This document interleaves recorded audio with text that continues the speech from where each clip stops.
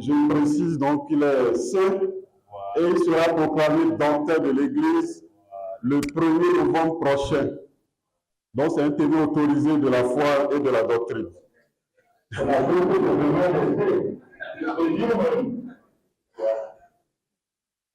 Bonjour à tous.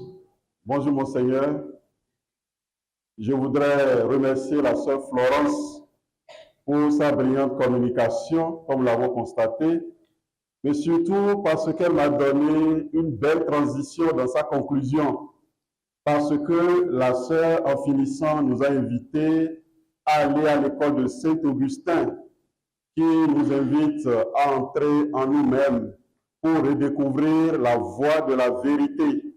Et elle a dit aussi que la vérité est une quête, c'est-à-dire un cheminement de vie. Alors nous allons contempler cette figure qui a fait de la recherche de la vérité, effectivement, la quête de sa vie. J'ai nommé donc le saint cardinal John Henry Newman. Parler de Newman en une demi-heure est très difficile pour moi. Et surtout en considérant le rapport conscience et vérité chez Newman. Tant la recherche de la vérité à partir de l'intériorité, c'est-à-dire de la conscience, a façonné sa vie, que sa vie a été totalement un itinéraire de la vérité porté par la conscience. Alors pour nous aider à entrer dans l'intelligence de ce rapport chez Newman, je vais partir de 3 petits points. D'abord, conscience et vérité dans la vie même de Newman. Comment il est arrivé à s'imposer aujourd'hui comme le docteur consciencieux, le docteur de la conscience. Et ensuite, à partir de quelques, j'allais dire, principaux ouvrages de Newman, j'en ai gardé quelques-uns là, je vais rapidement présenter quel enseignement il a donné à partir de sa propre expérience sur le rapport conscience et vérité. Et en un petit 3, l'implication pour nous aujourd'hui, puisque c'est le thème de notre année pastorale. Donc, si nous nous laissons conduire par Newman, qu'est-ce que nous pourrons retenir aujourd'hui pour notre propre vie au service de notre Église? Alors, je vous fais grâce de tout ce qui est biographie de Newman. Vous tapez dans un coin de votre smartphone, vous en avez plein la figure. Mais je voudrais tout de suite, dans le petit point, le premier point, conscience et vérité dans la vie de Newman ou dans l'itinéraire spirituel de Newman.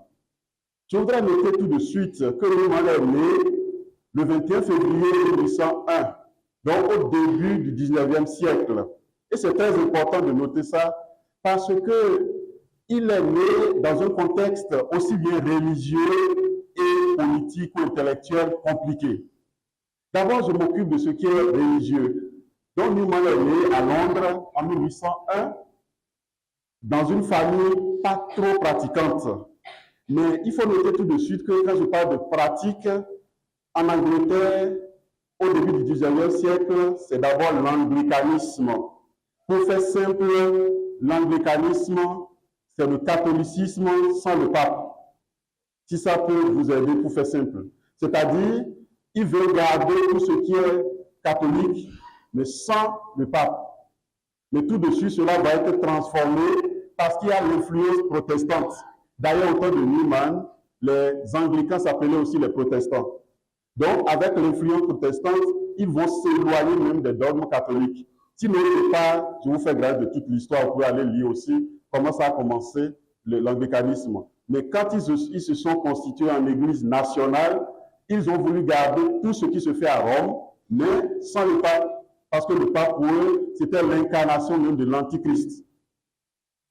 Et Newman donc naît dans ce contexte-là, où la religion, donc sous l'influence protestante, n'était pas vraiment dans la pratique. On conseillait la lecture de la Bible et la recherche des idées de vertu. Alors, élève brillant, Newman va se mettre aussi à la lecture. Le premier auteur qui va façonner un peu sa pensée, c'est un certain John Penn, un Anglais, qui est un déiste. Donc lui, qu'est-ce qu'il prône? Ce n'est pas vraiment la religion, l'église, tout ça, mais c'est vraiment avoir l'idée d'un certain Dieu ou d'un être divin avec qui on peut entrer en relation de toutes les manières. Alors lui, il a commencé par montrer à lui-même qu'on n'a même pas besoin de la religion. Et il a lu aussi le sceptique David Hume. Et avec celui-là, il commence vraiment par s'éloigner. Il dit lui-même dans son apologie que jusqu'à l'âge de 15 ans, la question religieuse ne le réchauffait nullement. Mais à l'automne 1816, dont il avait 15 ans, les parents de Newman vivaient une situation financière délicate. Allaient l'ont placé à l'internat. Arrivé à l'internat, il rencontre un tuteur, un certain Walter Meyer, qui était aussi en même temps comme son professeur. Et ils sont à Oriel College, donc à Londres, dans le collège au sens médiéval du terme. Alors celui-là va nous conseiller beaucoup de livres. Entre autres, nous-mêmes va tomber sur un livre, La force de la vérité, de Thomas Scott. La force de la vérité. Là, on est en 1816. Il lit totalement ce livre, La force de la vérité. Et à la fin, il se rend compte que quelque chose a bougé en lui. Alors, la première évidence pour lui, c'est de dire, si la vérité a une telle force, elle viendrait de quelque part. Et il faut déterminer d'où cette vérité venait. Alors, la première des choses pour lui, c'est de se rendre à l'évidence qu'il n'est pas le seul au monde. Donc, il y a un autre être, peut-être plus grand que lui, d'où proviendrait cette vérité-là. Donc, il va appeler ça la première conversion de sa vie. Alors, il va se dire, si la vérité a une telle force, si la vérité s'impose à moi, et si je dois devenir ami de la vérité, d'ailleurs, il va se définir plus tard comme l'ami le plus intime de la vérité. Alors, il faut savoir d'où venait cette vérité-là. Donc, le premier travail, ou ce qui a créé comme un déclic dans sa vie, c'est de découvrir que la vérité provient de quelqu'un qui le dépasse. Et pour trouver ce quelqu'un, il faut entrer en lui-même. Parce que ça ne peut pas venir de l'extérieur, mais plutôt de l'intérieur. Et c'est là qu'il va faire pour la première fois l'expérience de Dieu. Alors il va dire, dans la solitude, on va entendre de façon plus nette l'écho de la voix de la vérité au plus profond de soi. Et il va sortir donc cette phrase qui en réalité est une citation de Cicéron, qu'on appelle l'aphorisme de Newman. Nous quam unus solus, quam cum solus. C'est un latin facile. C'est-à-dire, on n'est jamais moins seul que lorsqu'on est seul. On n'est jamais moins seul que lorsqu'on est seul. Alors, il va se dire, si je suis seul avec le seul, je dois alors continuer à voir en moi comment le seul me dit la vérité et quel itinéraire pour arriver à entrer en contact et surtout à atteindre cette vérité-là.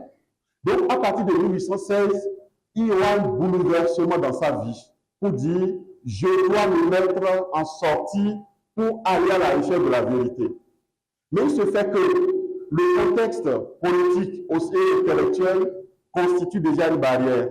J'ai parlé du 19e siècle, c'était après les Lumières, mais en Angleterre, il y avait aussi la philosophie qu'on peut résumer dans l'empirisme et le subjectivisme. Et alors, l'empirisme commence par distinguer deux mondes, ce qui est objectif et ce qui est subjectif. Pour eux, tout ce qu'on peut démontrer peut être classé du côté objectif et ce qu'on ne peut pas prouver rentre dans la sphère subjective. En conséquence, ils vont dire tout ce qui est religion, tout ce qui est opinion, donc, va dans le sens de la subjectivité.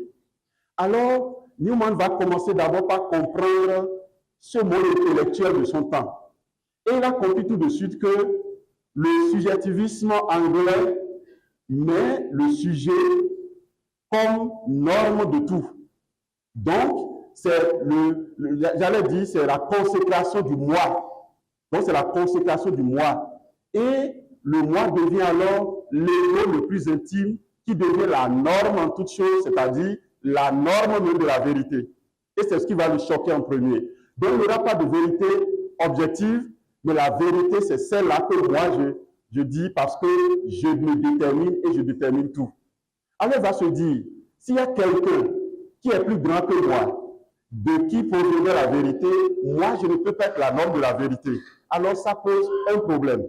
Donc, c'est de là qu'il va se dire, moi, je vais me mettre alors à chercher comment entrer en lien avec ce quelqu'un-là, qui n'appelait pas encore Dieu, pour comprendre d'où vient vraiment cette vérité et quelle est-elle, cette vérité-là. Alors, qu'est-ce qu'il va faire? Il se met à lire à nouveau. Et il tombe sur la lecture, dans sa lecture, il tombe sur les pères de l'Église qu'il ne connaissait pas. Et quand il a commencé par lire les pères, il s'est dit, mais tiens, je comprends alors que pour atteindre cette vérité, il me faut le support ou la médiation de la religion, donc de l'Église. Or, il ne connaissait que l'anglicanisme. Et il dit, mais les pères ne sont pas exploités dans l'anglicanisme, puisque comme j'ai dit, avec l'influence protestante, ils se sont un peu éloignés. Alors il dit, s'il faut rester chrétien anglican, il faut une réforme. C'est ce qui a créé, à partir de 1823, avec quelques amis, le mouvement d'Oxford, qui était censé réformer l'anglicanisme.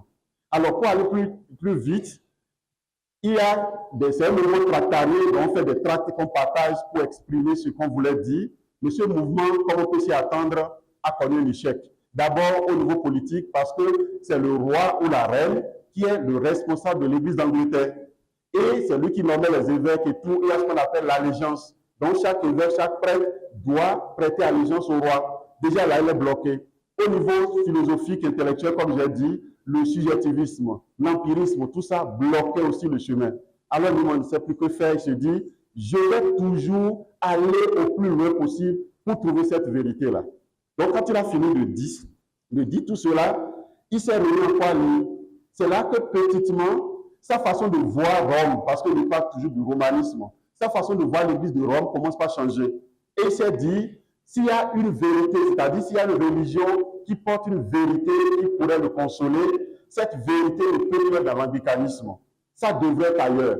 Or, il dit, Rome, pour lui, c'était la grande païenne qui a voulu subdominer tout le monde. Les protestants les appellent, c'est-à-dire c'est des hommes du désordre. Et il dit, je vais créer alors une autre forme de religion qui va appeler la via media. C'est-à-dire, c'est comme la voie moyenne intermédiaire entre les abus romains et les désordres protestants. Alors, il va s'enfoncer en créant des articles pour cette religion-là. Mais jusque-là, il n'a pas compris l'apostolicité de l'Église. Finalement, en lisant encore, il va dire non, la via media ne peut pas marcher. Alors, je retourne dans la religion, je peux trouver cette vérité qui libère, cette vérité qui me dit Dieu. Là, j'ai sauté beaucoup d'étapes là. Et en 1845, il devient catholique. Donc, il fait allégeance à Rome en 1945. Et alors, catholique, il va se dire, je suis arrivé désormais au port. Ce que je cherchais de façon épaisse, je crois trouver cela maintenant dans l'église de Rome. Mais il vient d'arriver. Des deux côtés, il y a un problème. Les Romains le regardent un peu, en fait, avec beaucoup de suspicion. Qu'est-ce qu'il cherche ici? Lui qui était comme la tête de gondole du mouvement d'Oxford. Les autres de l'anglicanisme disent, c'est un traître qui nous a engagés dans un processus et après il est parti. Alors, il se voit comme partagé. Mais au fond de lui-même, il se dit, si c'est la vérité qui me conduit, je dois continuer jusqu'au bout. Partout, cette vérité va m'amener. Et c'est de là qu'il va commencer par formaliser ce qui va devenir sa doctrine de la conscience. Donc, je m'arrête là pour ce qui concerne sa vie, pour vous montrer un peu comment était cet itinéraire-là. Alors, le petit 2 qui m'intéresse beaucoup, c'est maintenant comment il a réussi à formaliser tout cela dans ses écrits. Donc, petit 2, conscience et vérité, dans les écrits du cardinal Newman. Newman a beaucoup écrit, que ce soit les sermons, les livres, tout ça. Mais ce qui est intéressant chez lui, la plupart de ses écrits sont des écrits de circonstance. C'est-à-dire, il y a un fait ou un événement qui provoque le papier d'écriture, qui provoque le livre. Le tout premier écrit que j'ai gardé pour nous ici, qu'on appelle, qu'il a nommé lui-même en latin, Apologia pro vita sua. Donc, simplement pour dire l'apologie de sa propre vie. On pense que c'est une autobiographie spirituelle la plus complète après les confessions de Saint Augustin. S'il y en a qui veulent dire, c'est très intéressant. Et c'est là que pour la première fois, il va commencer par expliquer comment il est devenu catholique à la recherche de la vérité. De sorte que ses amis anglicans vont comprendre la démarche et vont le suivre. Et beaucoup de prêtres anglicans vont devenir catholiques. Donc au niveau catholique, en lisant l'Apologia, ils vont comprendre aussi cette démarche-là et sera enfin accepté. Bon, les difficultés ne vont pas manquer avec Pie IX, il y a trop de difficultés, au point qu'il s'est retiré à un moment donné, et c'est Léon XIII qui l'a restauré en le créant cardinal. Le deuxième livre qui est très intéressant, c'est la grammaire de l'assentiment. C'est dans ce livre-là qu'il va expliquer le processus qui conduit à adhérer à cette vérité intérieure que je vais développer dans la troisième partie pour ce qui nous intéresse. Donc pour lui, il y a une vérité. Et cette vérité est absolue. Donc il n'y a pas, comme la sœur l'a dit, même s'il y a une vérité plurielle dans le sens où on est nombreux à porter la vérité, mais prioritairement, la vérité se dit à l'intérieur de chacun, au niveau de notre intériorité, et c'est celle-là plutôt qui doit nous guider à devenir des missionnaires de la vérité. Donc la grammaire de l'assentiment, une grammaire, c'est une façon d'écrire, donc voilà, on dit, voilà l'ensemble des codes, pour écrire bien, ou parler bien une langue, ou voilà, un art, comme on veut. Donc pour lui, c'est la grammaire de l'assentiment, parce qu'il y a deux types d'assentiment pour accéder à la vérité. Il y a l'assentiment notionnel, c'est les notions, voilà tout ce qu'on apprend. Et il y a l'assentiment réel, c'est-à-dire, entre ce qui est notionnel, je pars de là pour arriver à la réalité. Et c'est là qu'il va sortir aussi une image, une expression pour dire, moi je pense que je suis allé d'image en image jusqu'à la vérité. Ex umbris, et imaginibus in veritate. Donc il dit des images et des ombres jusqu'à la vérité. Bon, il y a des versions ad veritate, donc vers la vérité. Donc on dit, ce n'était pas clair au départ, mais à force de chercher à l'intérieur, en écoutant cette voix, j'y suis arrivé. Alors, il y a ce document aussi qui est très intéressant, c'est la lettre au duc de Norfolk. C'est là que Newman va mieux expliquer sa pensée. La lettre au duc de Norfolk, en fait, le Concile Vatican I venait de s'achever, d'ailleurs le Concile n'est jamais achevé, le pape a dû mettre parce qu'il y a trop de points politiques. Mais en temps, il y a la définition de l'infaillibilité pontificale. Alors, le Premier ministre anglais dit, très bien, j'ai tout compris maintenant. Dans le catholicisme, il n'y a pas de vérité. La vérité, c'est le pape. Donc, dès que le pape parle, tous les catholiques disent Amen, Alléluia, point barre. Et il fallait réagir. On lui dit, mais qui doit parler? Et il y a le duc de Norfolk, donc le roi, professeur, envoie un courrier à Newman pour dire, toi, tu nous as déjà dit dans l'Apologia ce que c'est que aller à la recherche de la vérité. Il n'y a que toi pour répondre à ce Premier ministre anglais. Et la lettre qu'il adresse au duc, en réalité, est une réponse aux allégations de Gladstone, William Gladstone, qui est le Premier ministre anglais à l'époque. Donc c'est ça qui a donné lieu à ce document, où il va revenir sur la question de la conscience, rapport conscience et vérité. Alors je m'arrête là pour les écrits, pour arriver maintenant au point 3 qui m'intéresse le plus. Alors, en considérant cet itinéraire de Newman, dans le rapport conscience et vérité, et à la lumière du thème qui nous est proposé, le petit 3 voudrait nous aider à aller avec Newman, c'est-à-dire à nous laisser prendre par la main par Newman pour nous conduire à la recherche de la vérité. Comme je l'ai dit tantôt, le monde contemporain fait de la vérité, ou fait du sujet plutôt, la norme de toute vérité. Et lorsque Newman parle de la conscience, il ne veut pas tomber dans le piège aussi qui était l'arbéen en son temps, qui aussi était presque le subjectivisme, où la conscience est plutôt la capacité du sujet, non seulement de s'imposer à l'autre partie de l'intériorité, mais de se célébrer comme un pouvoir qui parle de comme une volonté de puissance. Les philosophes, c'est ça qui parle de Nietzsche ou Nietzsche. Donc, on dit, c'est comme une autre forme de volonté de puissance pour dire, j'ai dit ma vérité, tu n'as qu'à te plier à ça. Et il dit, dans ce cas, la vérité objective est en train de perdre, on n'a plus le sens de la vérité objective. Et il dit, par exemple, lorsque votre interlocuteur vous dit, je l'ai fait en conscience, c'est comme s'il était en train de vous dire, vous n'avez plus rien à ajouter, parce que c'est ma conscience. Et il dit, ce n'est pas cela la conscience. Alors, il va dire, de retenir plutôt que la conscience, c'est d'abord l'écho de la voix de la vérité à l'intérieur de l'homme. Donc, c'est l'écho de la voix de la vérité à l'intérieur de l'homme. C'est d'abord ça pour lui la conscience. Il dit donc, ce n'est pas une influence extérieure. Parler de la conscience, c'est entrer en l'homme pour entendre l'écho de cette voix. Les prêtres ici, et certainement d'autres personnes aussi, les religieuses et autres, connaissent la citation de Darwin l'espèce numéro 16. Au fond de sa conscience, l'homme découvre la présence d'une voix. Je vous avoue, c'est une citation de Newman. J'ai fait un travail, j'ai pris le Concile Vatican II pour retrouver les citations de Newman. Parce que Paul VI avait déjà dit qu'il est le père spirituel du Concile Vatican II. Et je peux vous le confirmer aujourd'hui. Donc, ces citations, c'est à quelques mots près de Newman. Donc, pour dire, il a voulu déjà montrer que chercher la vérité en dehors de l'homme n'est pas juste. C'est d'abord entrer en soi-même pour écouter l'écho de cette voix. Alors, il dit la conscience, c'est la capacité de vérité de Dieu en l'homme.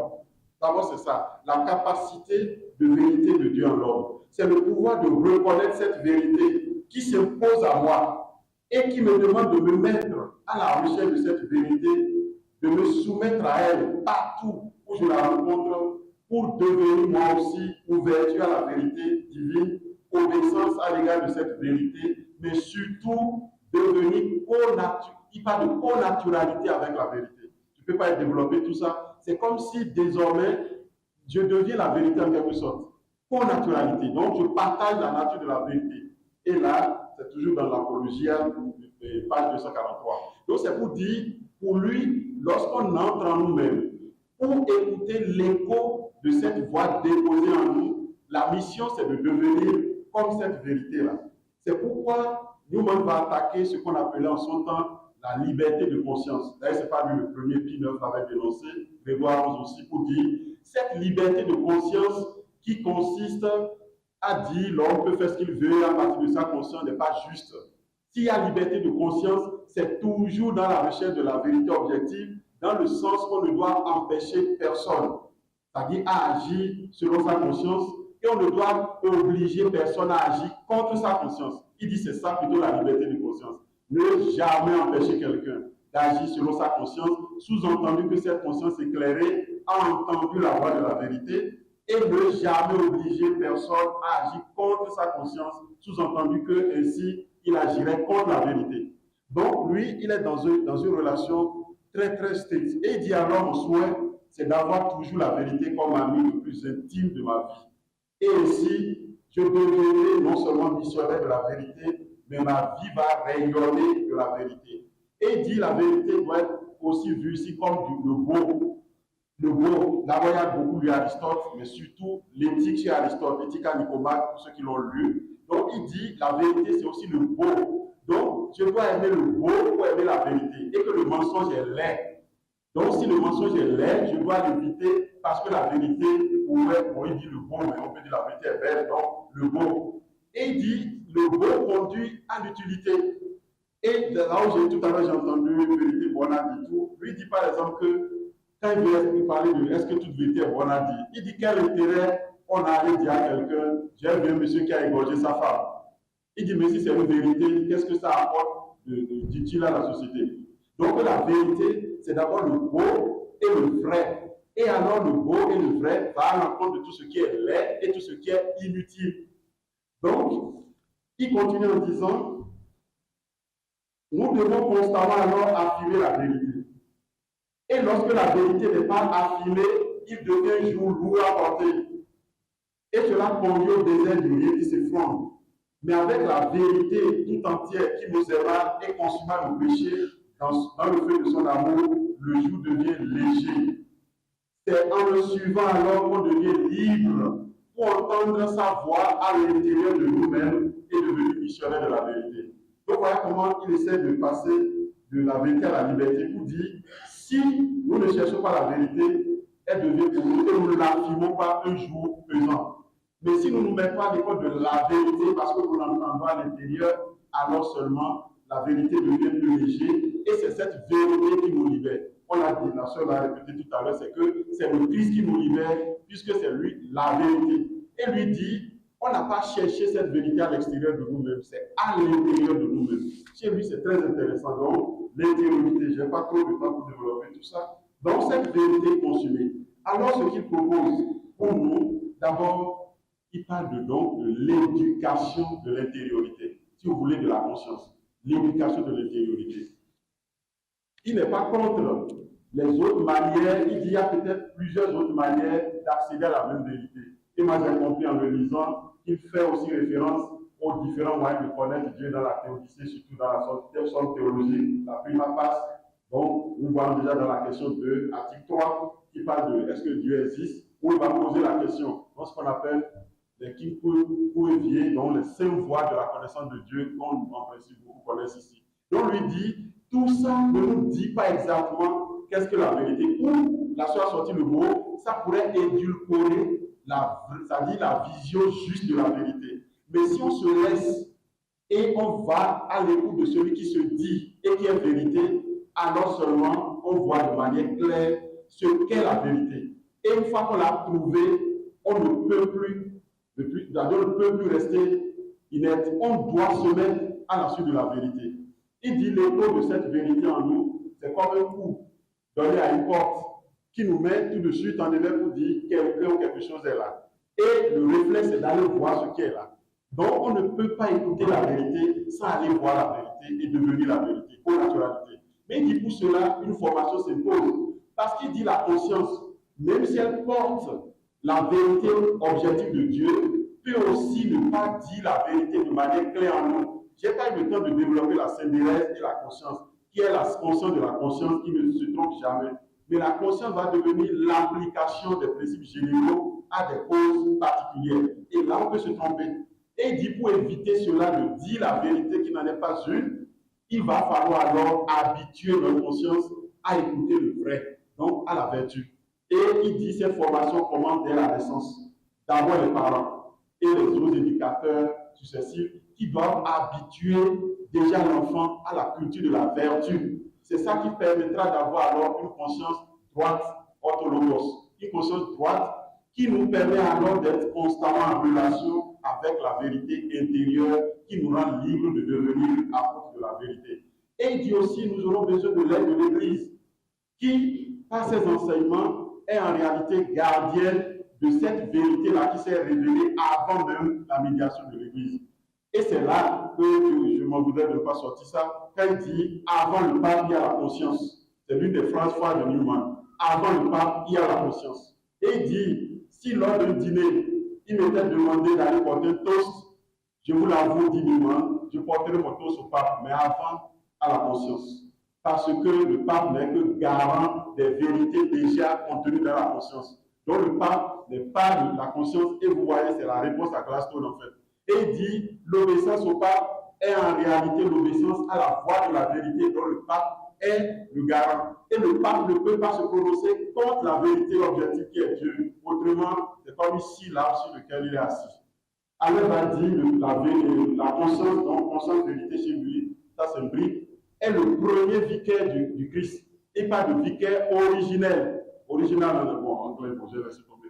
Vicaire original. Originel, il dit, c'est pas original, du Christ. Donc, et il dit, cette conscience vérité est même à la fois prêtre, prophète et roi. Voilà, pour nous qui baptisons. Donc, parce que pour lui, il dit, cette vérité s'impose à moi, et c'est le roi qui me pose ses ordres. Je suis tenu de faire ce qu'il me dit, parce qu'il est objectif. C'est en même temps le prophète qui m'annonce en même temps la volonté de celui dont provient cette vérité. Et c'est le prêtre qui me bénit lorsque je fais bien, bonne humeur, joie, et qui m'anathématise, donc me blâme lorsque je fais mal. Donc, prêtre, prophète et roi, il est piloté sur Newman. Donc, on dit, la vérité objective pour lui, c'est finalement Dieu. Et pour le voir, il faut l'entendre. Et l'entendre, donc, c'est finalement se former d'abord à cette conscience juste. Il dit parce que la conscience qui porte cette vérité comme une pendule peut se tromper et peut être mal réglée. Donc c'est mal réglé quand nous ne sommes pas habitués à la vertu. Et il va citer cette fois, j'ai entendu ça aussi dans l'exposé de la sœur, la vérité reste cachée si on ne la cherche pas. Il détourne l'oreille de la vérité pour se tourner vers les fables. 2 Timothée 4:4. Et il dit parce que si on se détourne de la vérité pour chercher la vérité ailleurs, alors seulement notre conscience devient comme déréglée. Et si la conscience est déréglée, nous prenons le mensonge pour la vérité. Là, on va rentrer dans les cas de conscience erronée, de l'ignorance inversible, de l'ignorance coupable, tout ça, on n'a pas le temps pour développer. Donc, c'est pour dire, pour éviter de tomber dans ce piège-là, il urge de se former, donc de former une conscience droite, une conscience qui permet d'écouter constamment cette vérité-là. Alors, je me résume, l'itinéraire spirituel de Newman nous a permis de comprendre que chez lui, tout part de l'intériorité. Il a beaucoup lu Saint-Augustin parce qu'il a travaillé les trousses d'Augustin. Donc, voilà, tu n'es pas dehors, c'est dedans. Et il a mis ça en lumière avec ce qu'on appelle aujourd'hui la conscience pour dire, ce n'est pas la suprématie du moi, mais c'est la capacité de la vérité en moi qui me permet de devenir co-naturel aussi à cette vérité-là. Et pour cela, j'ai besoin constamment d'entrer en moi pour écouter cette vérité. J'ai besoin de me former pour que rien ne trouble cette vérité en moi. Et quand je serai arrivé à cela, alors seulement je peux porter le flambeau de cette vérité, de sorte que, étant, c'est-à-dire ayant la certitude de ces mots aussi, qui me permet aussi d'avancer avec le dernier mot, le sens ilatif. Qui dit le sens ilatif, c'est une forme d'instinct qui nous permet de saisir de façon immédiate les vérités déjà contenues dans notre conscience lorsqu'elle est bien éclairée. Il dit dans ce sens-là nous permet aussi d'être prudent dans le jugement de prudence, le jugement de conscience en morale fondamentale, d'être prudent pour toujours choisir le bon, donc la vérité, et alors seulement, vérité à dire, vérité à communiquer aux autres, il dit c'est plutôt la vérité lui-même qui nous donnera la manière de le dire, puisque entre la vérité et nous, il n'y a plus d'intermédiaire, c'est la vérité elle-même qui se dit. Nous ne sommes que les instruments de cette vérité-là. Alors pour nous aujourd'hui, dans le cadre de cette année pastorale, je pense que nous, le docteur de l'Église, peut être pour nous le maître spirituel, parce que son itinéraire de vie n'a été que la recherche permanente de cette vérité objective, mais surtout comment faire que lui-même devienne vraiment cette vérité. Et l'histoire de l'Église nous le prouve.